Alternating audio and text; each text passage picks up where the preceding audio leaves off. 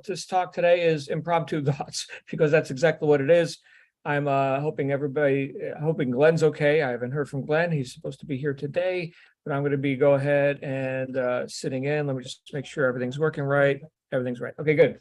So Impromptu Thoughts. I was just having a conversation with my friend Lynn over there in Western Australia about skiing and snowboarding, which has nothing to do with what we mastermind about here. But I was thinking that it would be a good idea, since this is very impromptu, it'd be a good idea for us to have a little talk about lifestyle and the why behind the what. In other words, what drives us isn't work for the sake of work.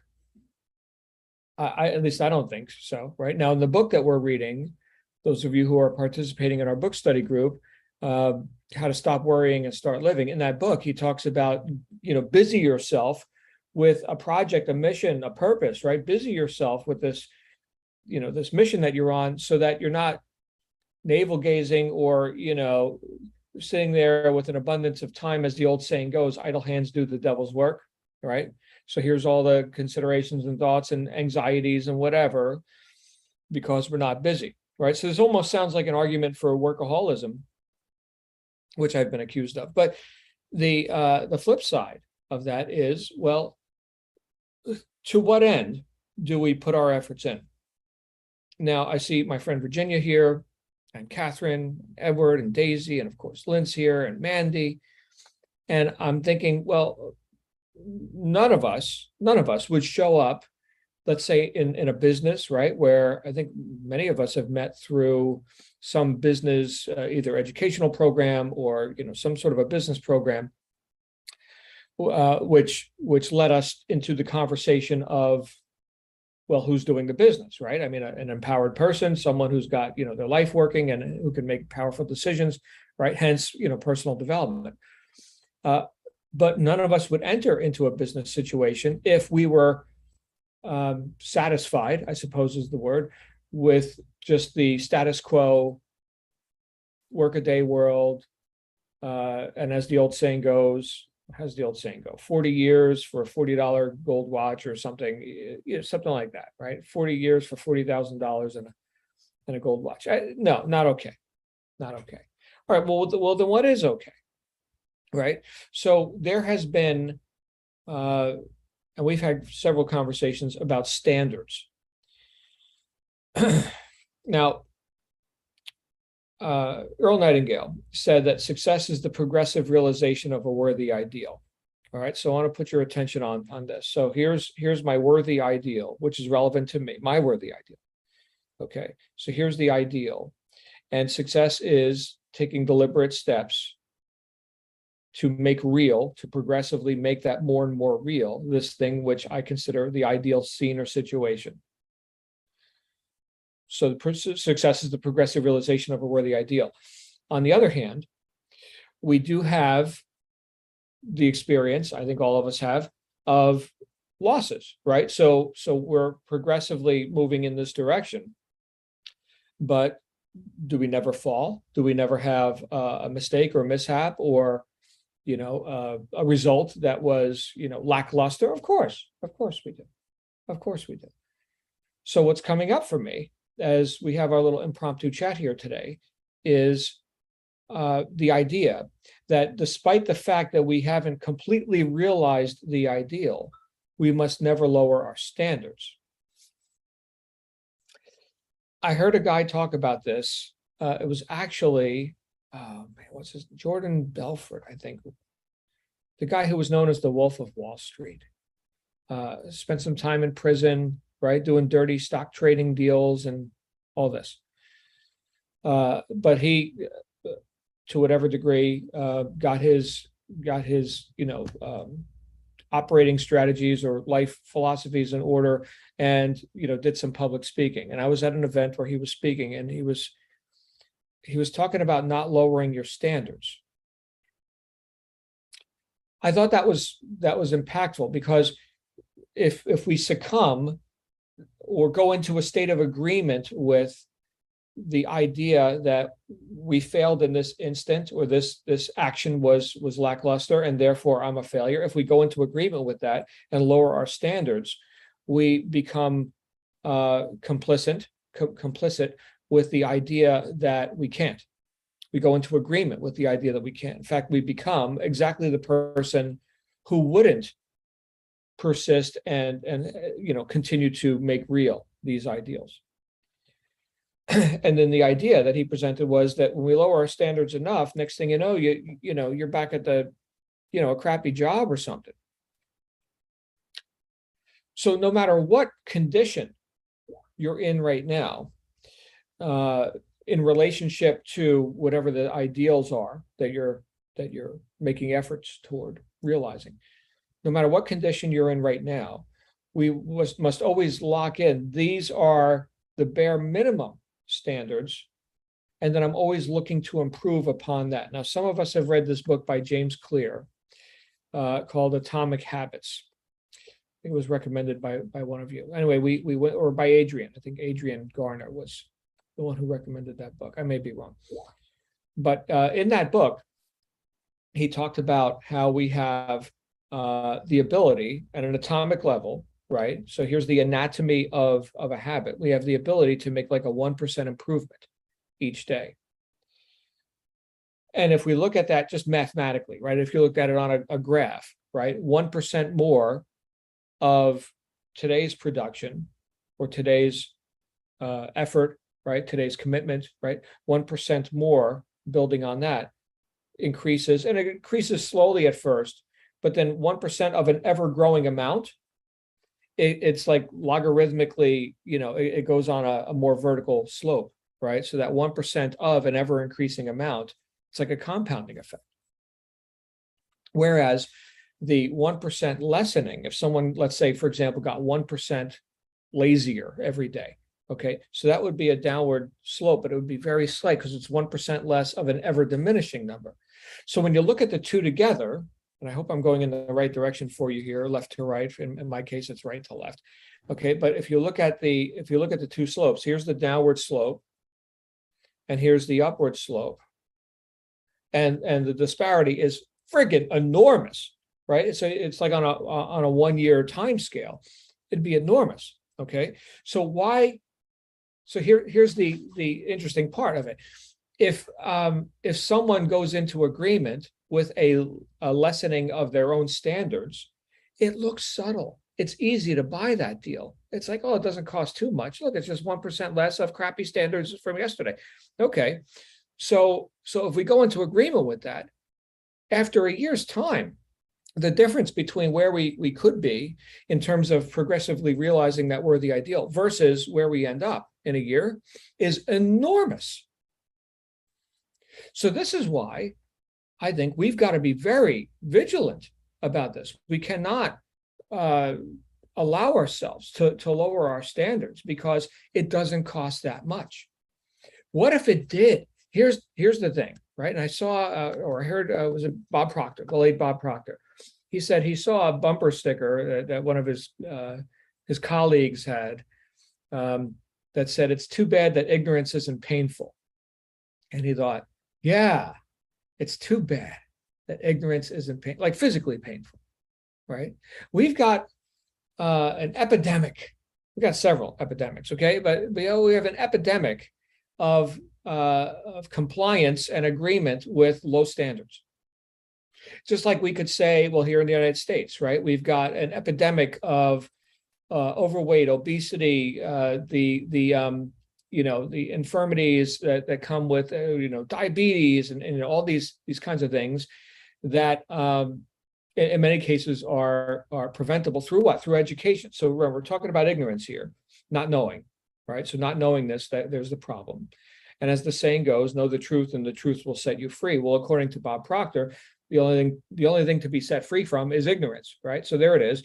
And so what we've got to do is know the truth of those little declines, not be ignorant of them, and go ahead and understand that what that cost is. If you can see a year in advance, just based on the math, right, of 1% increase versus 1% decrease, the enormous disparity.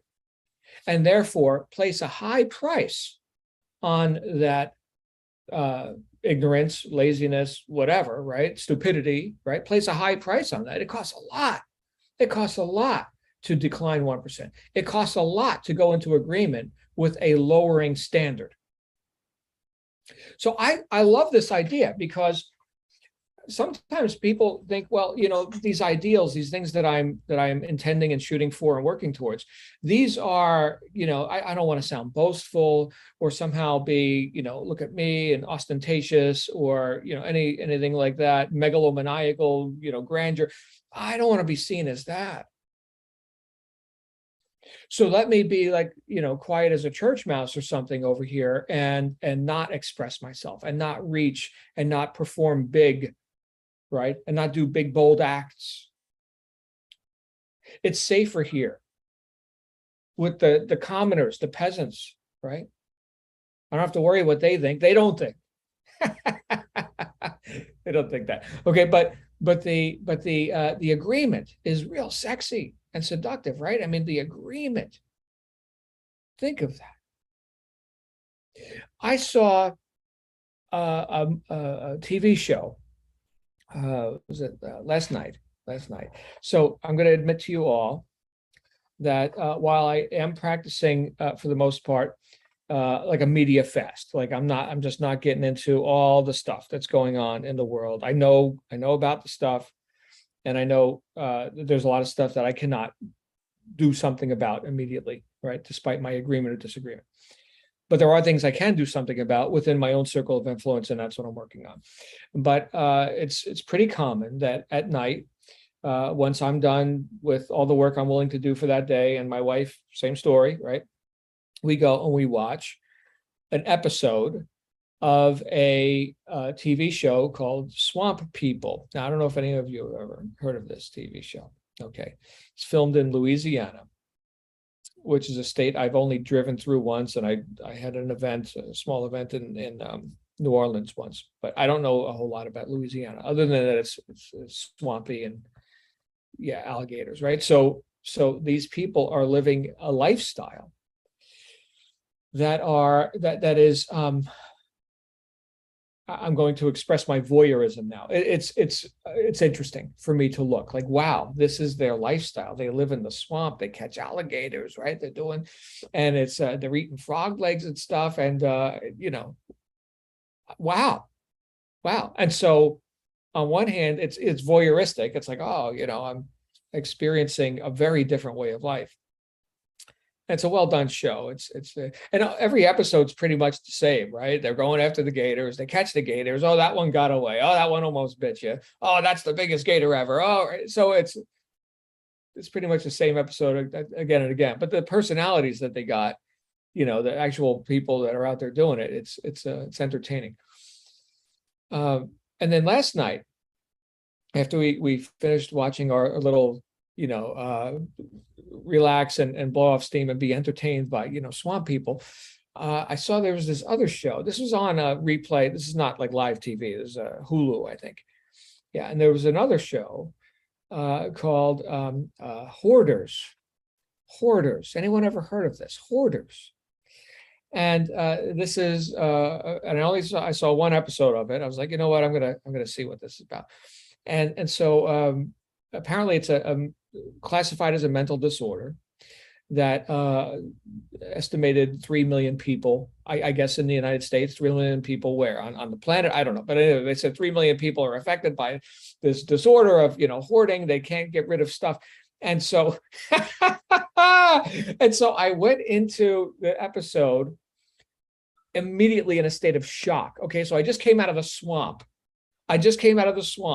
And these people are the height of civilization compared to what I just saw on this show. People living in piles of crap, rotting food in every corner of the house. You can't get down the steps into the basement because it's covered with blankets and laundry. The kids are playing in the mud.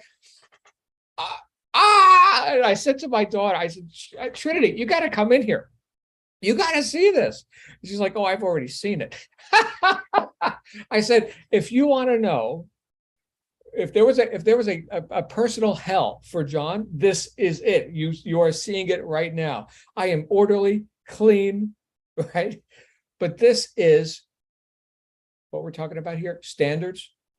These are the standards that these people have in both situations, right? So swamp people, right? So those are their standards. And okay, I'm not here to pass judgment on that.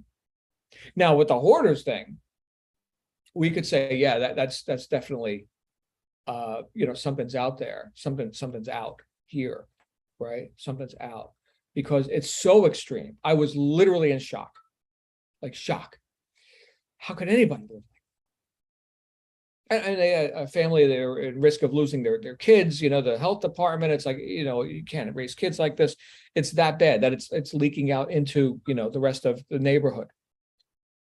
And the smell, there were guys in there with masks, right? They're doing the thing with the respirator and they gotta, clean out with like shovels of rotting food. So what's the point? The point is, don't lower your standards. Do not agree with you have a little loss. Okay, so that was a loss. Got it. Okay, but my standards are here. And this works in any area of life, right? We've all heard of stories where here's the athlete who has an injury, and they're told they'll never play that sport again or whatever, right? And yet now they are back on the circuit, playing at professional levels. They proved the doctor's wrong, right? Or they found a workaround, right? Having been a fan of music for as long as I have. I remember when the drummer of the band Def Leppard, British band, okay, so the drummer of Def Leppard lost an arm. How do you play drums with one arm? That's an interesting proposition. Well, guess what? He's a drummer, right? So they figured out machinery and stuff where he was able to use different combinations of pedals to do the different thing. And here they are selling records. The guy's got one arm. Now it's not the most amazing drumming you'll ever hear, but he can keep a tempo and he can do the thing. And Rick Allen is his name. So those were standards that were maintained, right? The athlete who fell from physical perfection or whatever, who regained it. Because the self-image, here's the thing, the thing that we marry, the ideal that we embody and that we assimilate and that we become, right? That's who we are, right? That doesn't diminish. It's only by going into agreement with the idea that we can't. In other words, identifying with or as the failure. Experience the failure, fine. Just don't identify with it as who you are. And don't lower your standards, right? Keep that ideal. And you know what? We've seen all kinds of stuff. Some would even qualify as supernatural. I just went through this in the last, to a lesser degree. Okay, I went through this in the last 24 hours. I got very frustrated about something that just isn't clicking, or wasn't clicking, I should say, past tense.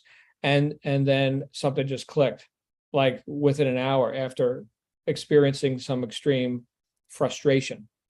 And I won't go into all the details here, but it's like stuff just turned around like that. I kept hanging on, had a moment of weakness, and who hasn't, right? And then stuff turned around. Don't lower your standards. Glenn's here.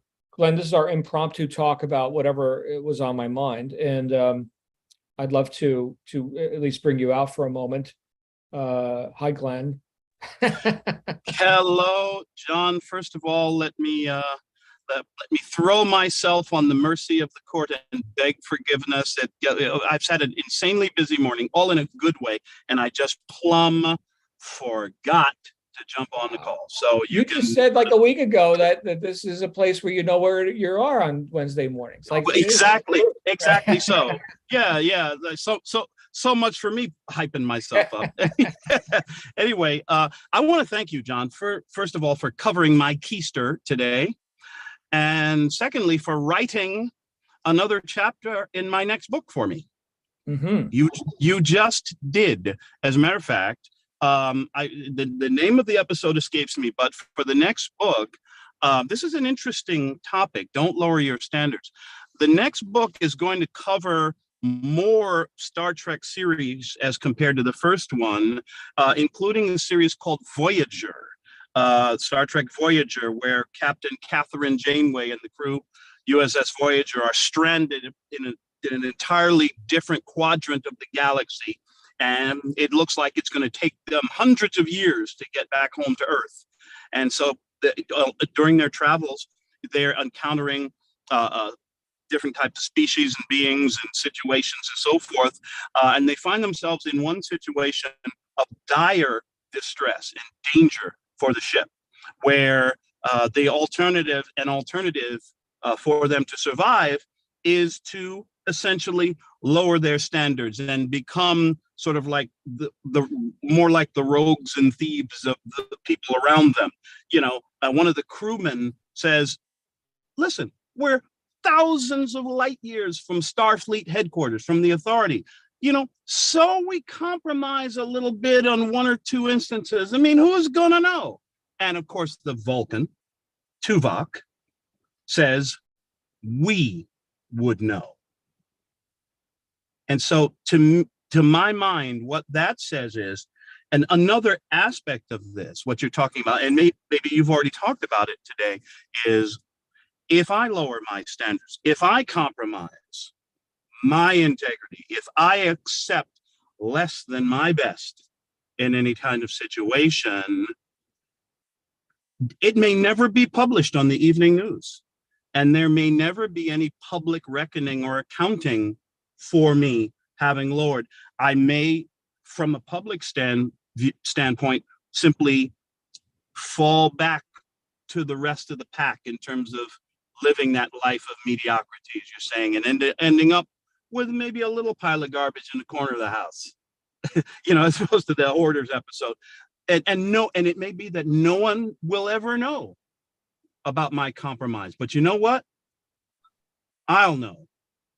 And as far as I'm concerned, I'm not prepared to live with the shame of having to look that guy in the mirror every morning and say, dude, you compromised, you lowered your standards, you compromised your integrity, and you know it.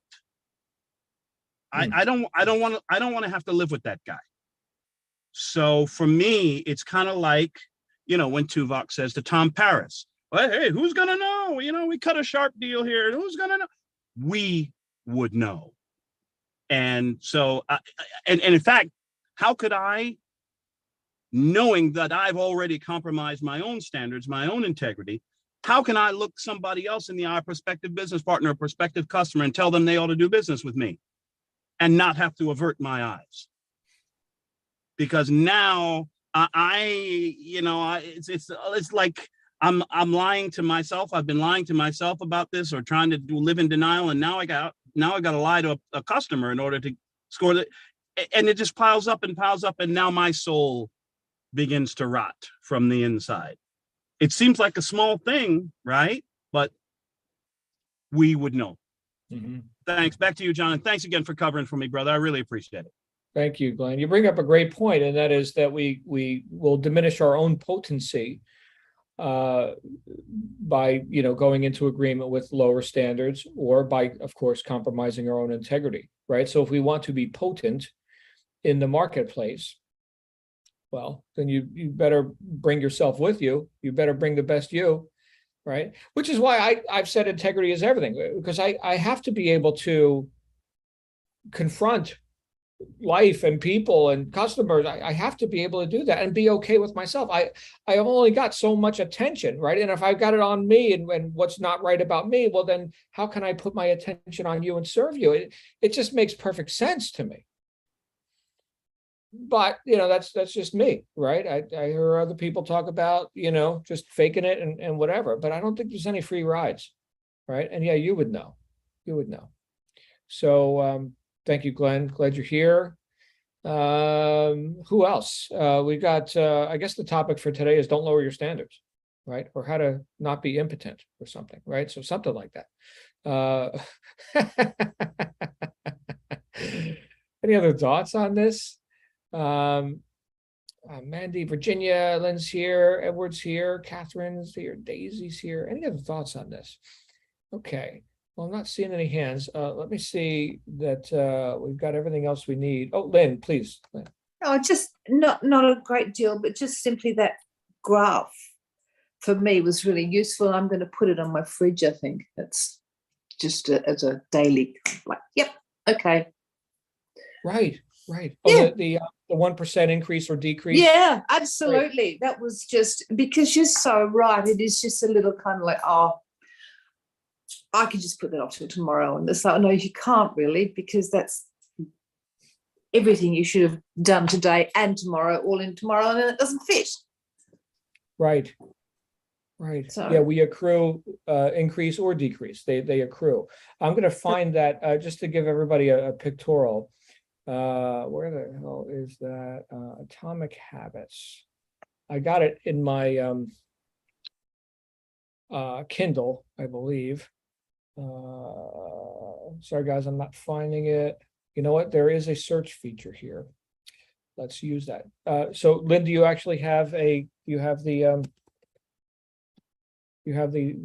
graph in front of you? Something you want to share? Oh, I just I've drawn one. Okay, you've drawn one. Got it. Yeah. All right, I found the book. Hold on. Here comes the book. So I'm going to go ahead and share screen real quick, just so everybody can get the the visual of this. So here's the book, Atomic Habits. You guys see this, right? Okay, so it's somewhere here in the first chapter or two. There's an illustration. Fundamentals. Here it is.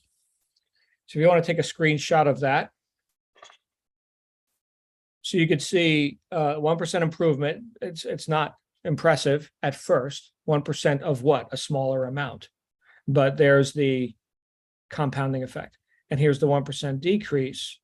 Notice that it's more dramatic in the beginning, and then here we are, and we barely notice anymore. Because why? Because we agree. We've succumbed, right? So it's 1% less of a bigger amount, and then it's 1% of a lessening amount. Look at the disparity. So here's time, right? Time. Here's, let's say, a year, for example, right? Look at that. Whoa. All right. Hope that helps you guys. Hey, we'll be back here tomorrow. You guys have a great day. And don't settle for less, because you deserve the best.